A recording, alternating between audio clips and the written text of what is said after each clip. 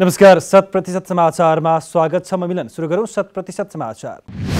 राष्ट्रपति विद्यादेवी भण्डारीसित साउदी अरबका विदेश मन्त्री फैजल बिन फरहान अल साउदको शिष्टाचार भेटवार्ता। 2 दिने नेपाल भ्रमणका क्रममा मंगलबार राष्ट्रपति भवनसित निवास पुगी विदेश मन्त्री फैजलको शिष्टाचार भेटवार्ता। राष्ट्रपति भण्डारीसँगको भेटका क्रममा दुई देशबीचका सम्बन्ध, आपसी हित र चासोका विषयमा छलफल। राष्ट्रपतिसँगको भेट पूर्व मंगलबारै सिंहदरबारमा परराष्ट्र मन्त्री डाक्टर नारायण खड्का र साउदी विदेश मन्त्रीले नेपाल र साउदी अरब बीच पारस्परिक सहयोग अभिवृद्धि सम्बन्धी सम्झौता पत्रमा हस्ताक्षर। मंगलबार विश्व उपभोक्ता अधिकार दिवस। नेपालमा पनि विभिन्न उपभोक्ता हितसँग सम्बन्धित विभिन्न कार्यक्रम गरेर मनाइयो। उपभोक्ता अधिकारका क्षेत्रमा काम गर्ने विभिन्न सरकारी तथा गैर सरकारी सङ्घ संस्थाहरूले चेतनामूलक कार्यक्रम गरेर यो दिवस मनाए। सन् 1962 मार्च 15 का दिन अमेरिकी राष्ट्रपति जोन एफ केनेडीले प्रस्तुत गरेको सुरक्षा, सूचना छनौट र सुनुवाईलाई उपभोक्ताका 4 अधिकारका रूपमा घोषणा गरिएको सम्झनामा विश्वभर यो दिवस मनाइने। संसदबाट पारित एमसीसीको पक्षमा बोलिदिन उपभोक्ता अधिकार कर्मीहरूलाई पनि गृहमन्त्री बालकृष्ण खाँडको आग्रह। उपभोक्ता हितकै लागि सरकारले एमसीसी संसदबाट पारित गरेका उल्लेख गर्दै त्यसको पक्षमा बोलिदिन उपभोक्ता अधिकार कर्मीहरूलाई मन्त्री खाँडको आग्रह। प्रेस फ्रिडम, मानवाधिकारको रक्षा र निर्वाचनको माध्यमबाट सरकार बनाउने मुलुकले मात्रै एमसीसी परियोजना प्रस्ताव गर्न पाउने भएकाले त्यसले देश र जनताको हित नहुने भन्ने प्रश्नै नउठ्ने समेत तर्क। एमसीसी परियोजना घर घरमा बिजुली पुर्याउनका लागि ट्रान्समिसन लाइन बनाउने परियोजना भएको भन्दै त्यसमा कसरी राष्ट्रघात भयो भने गृहमन्त्री खाँडको प्रश्न। आगामी स्थानीय तह निर्वाचनमा कम्तीमा 60% स्थानीय तहमा आफ्नो पार्टीले जित्ने नेकपा एमालेका अध्यक्ष केपी शर्मा ओलीको दाबी। एमालेलाई निर्वाचन जित्नका लागि कसैको बैशाखी टेक्नु नपर्ने पनि अध्यक्ष ओलीको तर्क। आफूहरू प्रतिस्पर्धात्मक बहुदलीय व्यवस्थामा रहेकाले प्रतिस्पर्धा गर्न तयार रहेको र चुनावी प्रतिस्पर्धा स्वस्थ गर्नुपर्ने अध्यक्ष ओलीको भनाइ। नेपालको राजनीति प्रतिगामी शक्ति र जनादेश चाहने शक्ति बीचको 2 ध्रुवमा रहेको अध्यक्ष ओलीको धारणा। सत्तारूढ 5 दलीय गठबन्धनले प्रतिगामी शक्तिको प्रतिनिधित्व गर्ने र आफूहरू पनि जनताको फैसला मान्ने जनपक्षीय शक्ति रहेको जिकिर। सरकारले त्रिभुवन विश्वविद्यालयलाई नेपालको उच्च शिक्षा सुधार केन्द्रको रूपमा विकास गर्ने। उच्च शिक्षामा रहँदै आएको परीक्षा प्रणाली, पठन पाठन, शिक्षण सिकाइ प्रक्रिया र विश्वविद्यालयको भौतिक संरचनालाई समेत परिमार्जन गर्ने गरी विश्वविद्यालयलाई सुधार केन्द्र बनाउन छलफल। शिक्षा विज्ञान तथा प्रविधि मन्त्री देवेन्द्र पौडेलद्वारा मंगलबार त्रिभुवन विश्वविद्यालय केन्द्रीय पुस्तकालयको भवन शिलान्यास कार्यक्रममा बोल्दै नेपालका लागि भारतीय राजदूत विनय मोहन क्वात्राद्वारा यो परियोजना भारत र नेपाल बीचको बहुपक्षीय एवं बलियो विकास साझेदारीको प्रमाण भएको जिकिर। भूकम्प पछिको पुनर्निर्माणका लागि भारतले नेपाल सरकारलाई $250 मिलियन अनुदान प्रदान गर्ने प्रतिबद्धता गरेको छ। सो रकममध्ये $50 मिलियन शिक्षाको क्षेत्रमा खर्च भइरहेको। सर्वसम्मत ढङ्गले स्थानीय तह निर्वाचनको उम्मेद्वार चयन गर्न नेपाली काङ्ग्रेसका नेता प्रकाशमान सिंहद्वारा पार्टी नेतृत्वसँग माग। स्थानीय तह निर्वाचनको उम्मेद्वार चयनमा सर्वसम्मत हुन नसके स्थानीय स्तरमा छाप छोडेका व्यक्तित्वहरूलाई उम्मेद्वार बनाउनु पर्ने आवश्यकता रहेको नेता सिंहको दाबी। विगतमा पार्टी नेतृत्वले निर्वाचनमा पार्टीको तर्फबाट उम्मेद्वार बनाउँदा आफ्ना मान्छेलाई छान्दा समग्र पार्टीलाई असर परिरहेको भनाइ। हरेक निर्वाचनमा चाप्लुसी गर्ने व्यक्तिहरूले उम्मेदवारी पाउने गरेको प्रति लक्षित गर्दै आफ्ना मान्छेहरूलाई उम्मेद्वार बनाउने परिपाटीका कारण सिङ्गो पार्टीलाई असर परिरहेको तर्क। काठमाडौँ महानगरपालिका वडा नम्बर 30 ले सहरी स्वास्थ्य प्रबन्धन केन्द्र सञ्चालन गर्यो। मंगलबार काठमाडौँ महानगरपालिका वडा नम्बर 30 ले स्थापना गरेको सहरी स्वास्थ्य प्रबन्धन केन्द्रको पूर्व स्वास्थ्य तथा जनसङ्ख्या मन्त्री तथा नेपाली काङ्ग्रेसका महामन्त्री गगन कुमार थापाद्वारा उद्घाटन। आफू स्वास्थ्य मन्त्री रहेका बेलामा काठमाडौँ महानगरपालिका र बुढा नीलकण्ठ नगरपालिकामा नागरिकलाई सेवा दिने उद्देश्यले सहरी स्वास्थ्य प्रबन्धन केन्द्र स्थापना गर्ने काम अघि बढेको थापाको भनाइ। आफू सरकारसँग बाहिरिएसँगै सो काम अलपत्र परेको र हाल आफ्नै सक्रियता र स्थानीय जनप्रतिनिधिहरू समेतको सक्रियतामा केन्द्र सञ्चालन गर्न सफल भएको थापाको जिकिर। अर्थ मन्त्रालयद्वारा आगामी वैशाख 30 गते हुने स्थानीय तहको निर्वाचनका लागि बजेट विनियोजन। अर्थ मन्त्रालयद्वारा गृह मन्त्रालयका लागि 6 अर्ब 29 करोड, निर्वाचन आयोगका लागि 8 अर्ब 11 करोड तथा राष्ट्रिय अनुसन्धान विभागका लागि 3 करोड 5 लाख रुपियाँ बजेट विनियोजन। सरकारले चालु आर्थिक वर्षको बजेटमा निर्वाचनका लागि छुट्टै बजेट भने विनियोजन गरेको थिएन। तर निर्वाचनका लागि विविध शीर्षकमा भएको बजेटले धान्ने अवस्था भए सोहीबाट अन्यथा अन्य शीर्षकबाट रकमान्तरण गर्नुपर्ने अवस्था। सरकारले वैशाख 30 गते एकै चरणमा निर्वाचन गर्ने घोषणा गरेको छ। यदि 2 चरणमा निर्वाचन भयो भने करिब 40% खर्च बढ्ने स्थिति रहेको पनि खुलासा। कानुन व्यवसायी न्यायपालिकाको पहरेदारको भूमिका निभाउन पछि हट्न नहुनेमा नेपाल कानुन परिषदको जोड। कानुन व्यवसायहरूले आफ्नो विद्वताको हैसियतमा गर्ने काम निर्भीकताका साथ क्रियाशील हुनुपर्ने बारका अध्यक्ष चण्डेश्वर श्रेष्ठद्वारा कानुन व्यवसायलाई आह्वान। कानुनको क्षेत्रमा नवप्रवेश गर्नेहरूलाई क्षमता अभिवृद्धि गर्ने उद्देश्यका साथ सरकारसँग सहयोग माग गरिरहेको वरिष्ठ अधिवक्ता डाक्टर चन्द्रकान्त ग्यावालीको भनाइ। शिक्षा मन्त्रालय संविधान विपरीत बाटोमा गएको नेपाली काङ्ग्रेसका नेता राधेश्याम अधिकारीको आरोप।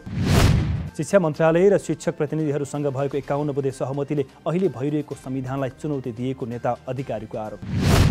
सङ्घीय शिक्षा विधेयक ल्याउँदा पाठ्यक्रमको एकरूपता, शिक्षकको योग्यता प्रमाणित गर्ने निकाय, देशभर एकै किसिमको परीक्षण गर्ने विधि समावेश गरेर मात्रै ल्याउन सरकारलाई सुझाव।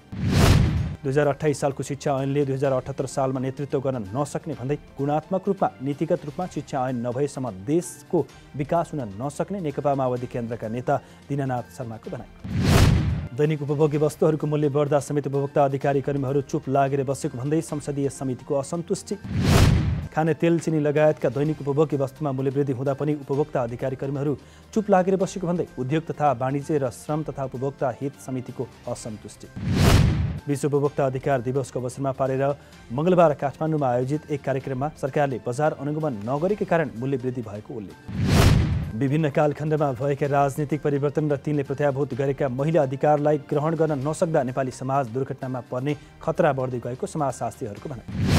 महिलाहरू राज्य सञ्चालनदेखि सबै तहमा आफ्नो उपस्थिति जनाउँदै गएको भए पनि समाजको सोच भने यथास्थानमा रहिरहेको समाजशास्त्रीहरूको बुझाइ। महिलाले आफूमाथिका सबै पीडा, असमानता तथा हिंसा सहनुपर्छ भन्ने पुरानै मानसिकतामा समाज रहिरहेको समाजशास्त्री नीति अर्याल खनालको दाबी।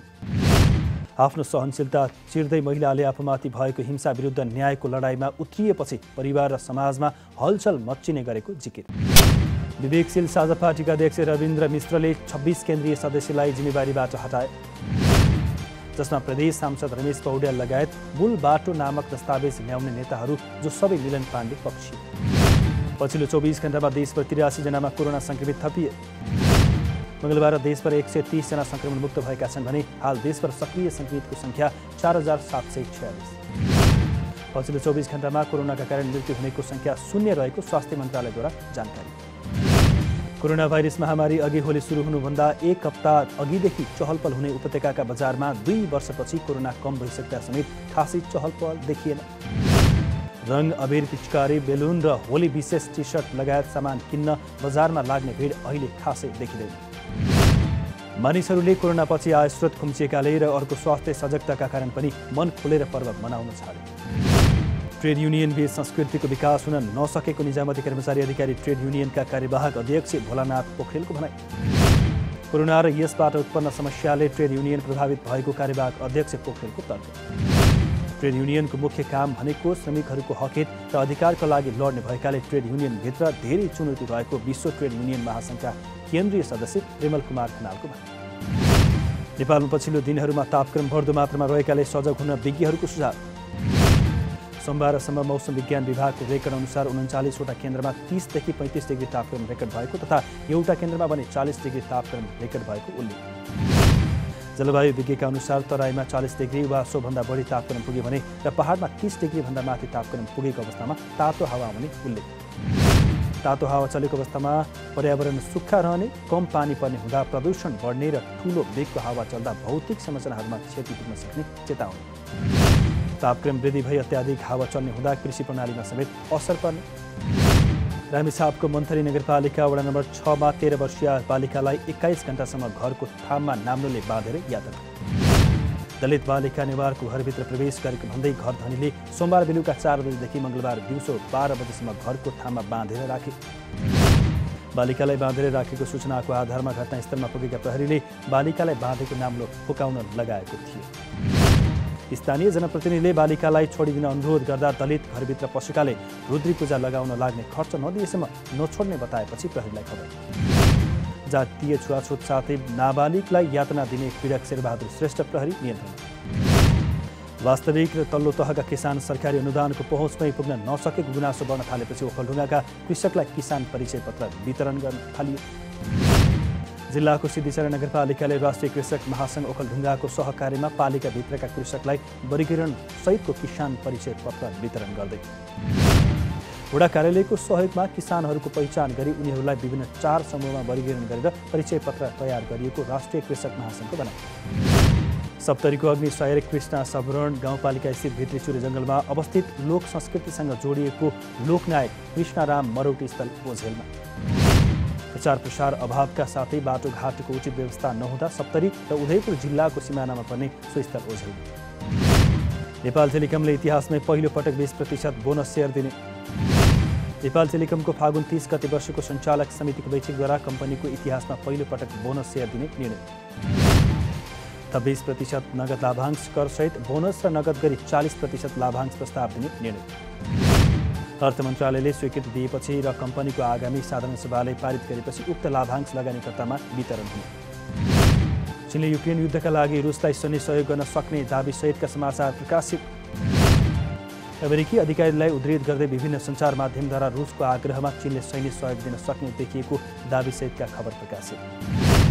तर अमेरिकामा रहेका चीनका कूटनीतिक अधिकारीले भने आफूहरूलाई यसबारे कुनै जानकारी नरहेको र आफूहरूले यस्तो कुरा पनि नसुनेको बताए। अमेरिकाले गलत जानकारी फैलाइरहेको चीनको विदेश मन्त्रालयको आरोप। विश्वका अधिकांश देशले रुसिया आक्रमणको विरोध गर्दा चीनको हालसम्म तटस्थ बस्ने नीति। चीनमा कोभिड-19 महामारीका कारण अझ धेरै क्षेत्रमा लकडाउन जारी। चीनको प्राविधिक हब पनि भनिने सबैभन्दा व्यस्त सहर शेन्झेनका 1 करोड बढी मानिस लकडाउनमा। लकडाउनका कारण थुप्रै अन्तर्राष्ट्रिय कम्पनीहरू अवरुद्ध, यसबाट प्रभावित हुँदा विश्वव्यापी आपूर्तिमा असर पुर्याउने चिन्ता। मंगलबार चीनको जिलिनमा मात्र 5000 भन्दा बढी नयाँ संक्रमित फेला। मंगलबार राजधानी बेइजिङसँग सिमाना जोडिएको लाङफाङ सहरसहित दोगुआनमा पनि आपतकालीन लकडाउन जारी। रुसी राष्ट्रपति भ्लादिमिर पुटिनलाई सिंगल लडाईँ गर्न टेस्ला कम्पनीका मालिक एलन मस्कको चुनौती। उक्त ट्विटपछि रुसको आधिकारिक स्पेस एजेन्सी रोसकोस्मोसका प्रमुखले जवाब दिँदै मस्कलाई रुसका एक अल्छी अर्थोडक्स पुजारीसँग तुलना। युद्धको सुरुवातदेखि नै मस्कले युक्रेनको समर्थनमा बोल्दै आएका छन् भने स्पेस एक्सको स्टारलिङ्क टर्मिनल पठाउँदै अवरुद्ध इन्टरनेट सेवा पनि गराएका थिए पुनः सञ्चालन। शहीद स्मारक बी डिभिजन फुटबल लिग अन्तर्गत रानीपोखरी कर्नर टिम आरसिटीको दोस्रो जित। सातबाटो स्थित इन्फा कम्प्लेक्समा मंगलबार भएको खेलमा आरसिटीले श्री भगवती क्लबलाई 3-0 गोल अन्तरले पराजित गर्दै 5 खेलमध्ये दोस्रो जित। जितसँगै आरसिटी 8 अङ्कसहित चौथो स्थानमा उक्लिएको छ। आरसिटीले 2 खेलमा बराबरी खेल्दा 1 खेलमा पराजित। शहीद स्मारक बी डिभिजन फुटबल लिग अन्तर्गत सरस्वती युथ क्लबको तेस्रो जित। सातबाटो स्थित इन्फ्रा कम्प्लेक्समा मंगलबार भएको खेलमा मध्यपुर युथ एसोसिएसनलाई 2-1 गोल अन्तरले पराजित गर्दै सरस्वतीको तेस्रो जित।